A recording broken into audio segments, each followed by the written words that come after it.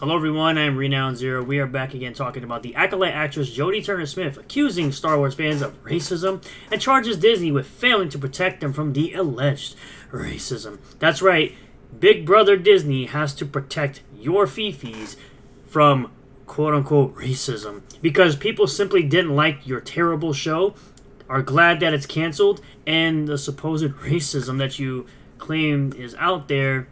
I'm going to need to see some proof of that.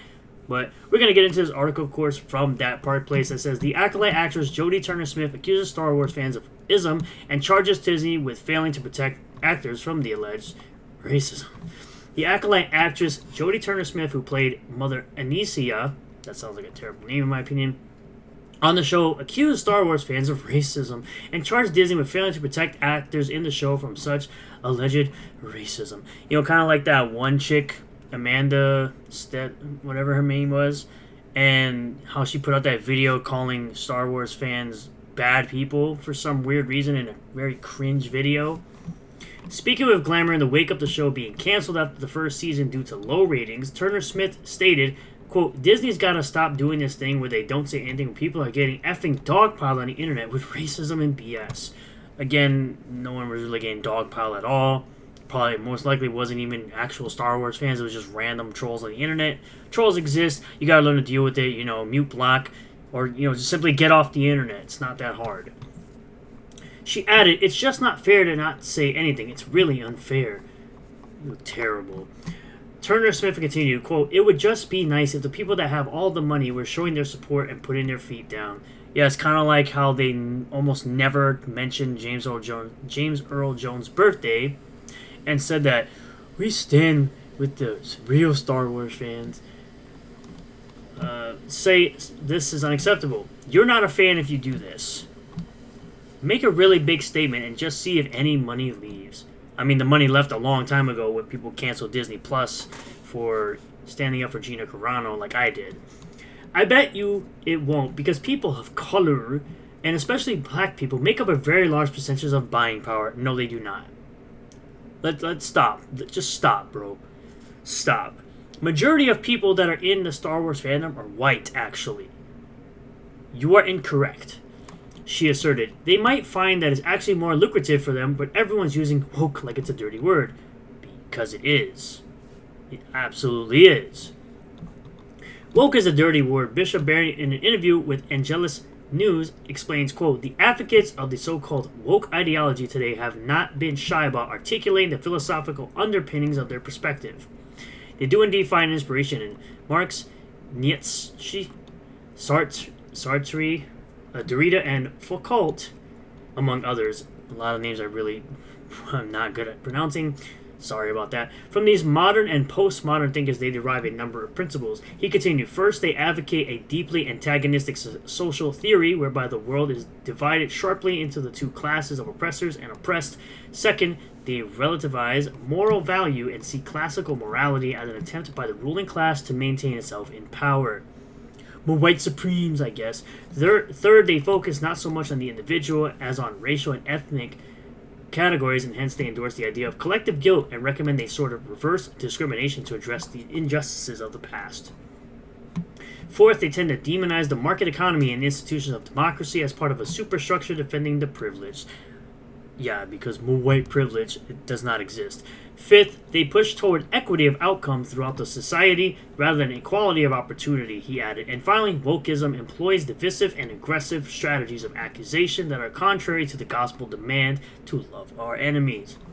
Next, he declares, suffice it to say that Catholic social teaching stands athwart of all this. It wants social justice, of course, but not on woke terms.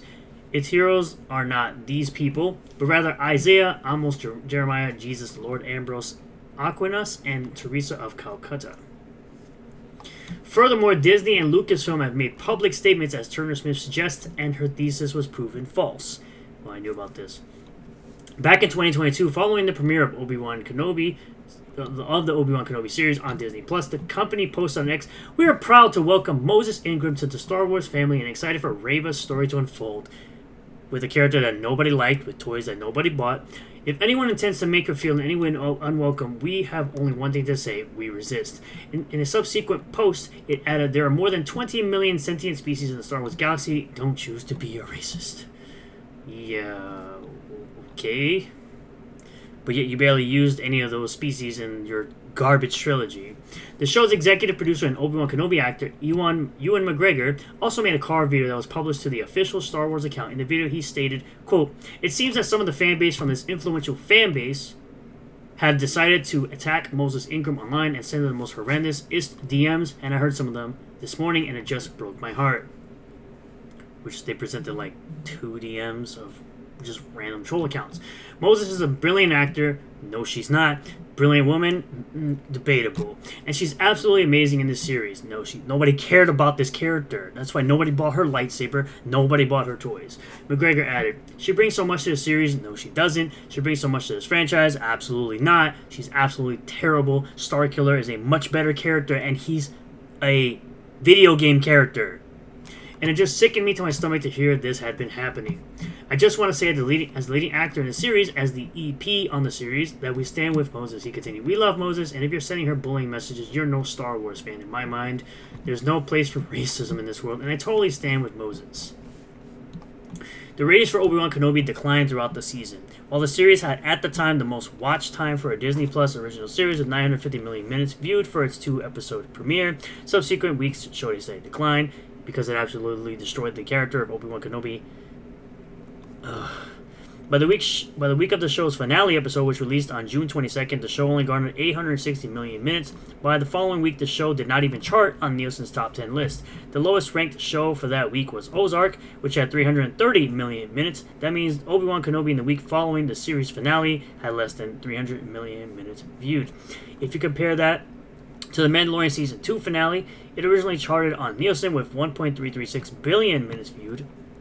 The following week after the finale, it was still on the charts with another 1.024 billion minutes viewed, and that's because they had the amazing return of a really good Luke Skywalker that was way better in comparison to the trash we got in The Last Jedi. In fact, it was still on the charts in the ensuing week as well with 770 million minutes watched. In fact, the week after that, it brought in 400. Well, you get the point. In fact, the Acolyte showrunner Leslie Helen, former personal assistant to Harvey Weinstein, literally did what Turner Smith said, and the show was canceled because of its poor ratings. If you recall, Hedlund told the New York Times, "As a fan myself," you're not really a fan, "you love all of the Star Wars when asked the question, what's your favorite Star Wars?" Which, that's not a real answer. "I know how frustrating some Star Wars storytelling in the past has been. I felt it myself." Sure. In a follow-up text message, she then declared that Star Wars fans who oppose wokeness are not actually Star Wars fans. My chick, you are not a Star Wars fan. You don't know anything about Star Wars, considering your show was absolute dog water. She said, "I stand by my empathy for Star Wars fans. But I want to be clear. Anyone who engages in bigotry, racism, or speech you don't like, I don't consider a fan. No one considers you a fan because you clearly don't know anything about Star Wars lore whatsoever because your show was a dumpster fire."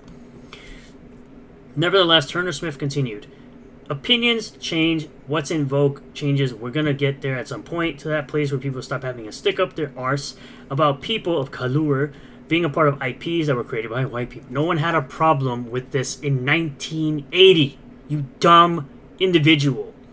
No one had a problem back in 1980 when Lando Calrissian was introduced into The Empire Strikes Back. Nobody had a problem with Finn in 2015. I believe that's when Force Awakens came out. No one had an issue with Finn in 2015 when he was introduced. No one had an issue with Mace Windu when he was introduced in the prequels. No one had an issue with black characters in Star Wars. People had a problem with the way Finn was written because he was written poorly in The Last Jedi. And he was not made to be the Jedi character in the trilogy. You made the main character, Rey, who is a Mary Sue. You know why? Because we're never going to effing stop participating. Nobody cared, though. She then accused Hollywood executives of racism as well. We don't get to fail upwards like a lot of white men. Literally, Leslie Hedlund failed upwards. A lot of people have recently failed upwards that are people of color. I just feel that some people are allowed to grow and others have to be perfect. And if they're not perfect, even when it's great, people want to effing tear it apart. You sucked in this show. Majority of you sucked in this show. I would say everyone sucked in the show because this entire show was garbage. Hypocritically, Jodie Turner-Smith had previously admitted her own biases against Star Wars fans and what they look like while speaking with Entertainment Weekly back in July. She shared that the Acolyte was part of a wave of more inclusive and beautifully represented Star Wars shows. Again, we had Lando Calrissian in 1980 in The Empire Strikes Back, as well as many other species in the movies. You dumb individual.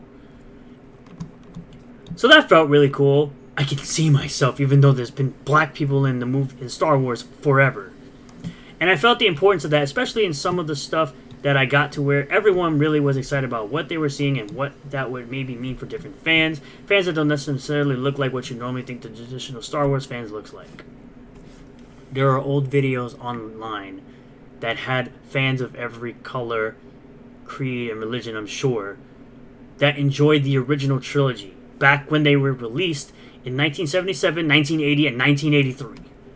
You idiot. Freaking tourist, I swear. Because if there's anything that I learned from this show is that the Star Wars fan is very no crap. Again, you can find old videos of people who are different shades, different colors back then. It's just nobody cared. No one cares about your skin color when it comes to being a fan of something. We just care if you are actually a fan of something and that you uphold the lore, basically. Or I would say, if you enjoy it and you don't want to change what it is, we're perfectly good.